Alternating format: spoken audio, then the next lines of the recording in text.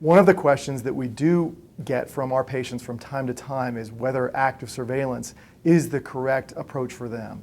And the Oncotype DX test is one more aspect of their prostate cancer and of those prostate cancer cells that we use to let them know whether this is the correct test for them.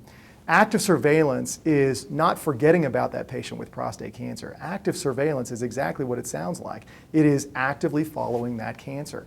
And some people, unfortunately, and some patients have the misnomer and the misunderstanding that if we're following the cancer, we're actually forgetting about that. Well, actively surveilling them means that we're following them very closely. What does that mean? It means that we are following their PSA as well as following them with repeat biopsies.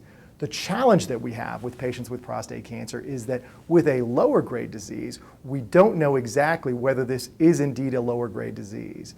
The Oncotype DX test gives us the ability to look deep down into those cells and lets us know whether this is a low grade disease that actually may be growing like a higher grade disease. So for patients with a lower grade disease and they actually have a lower Oncotype test score, it means that those patients actually are potentially good candidates to go on active surveillance, meaning that we continue to follow them very closely. Some prostate cancers are high risk, aggressive, and more likely to spread.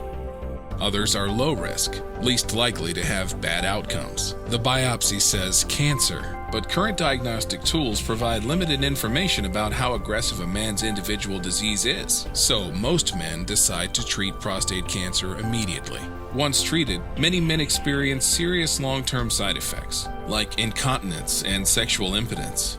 Immediate treatment isn't always needed. But right now, a man can't be sure if his cancer is the kind that is likely to require treatment or if he's okay to wait for now. What if there was a test that could determine how aggressive prostate cancer is? Genomic Health is developing a new test to do just that.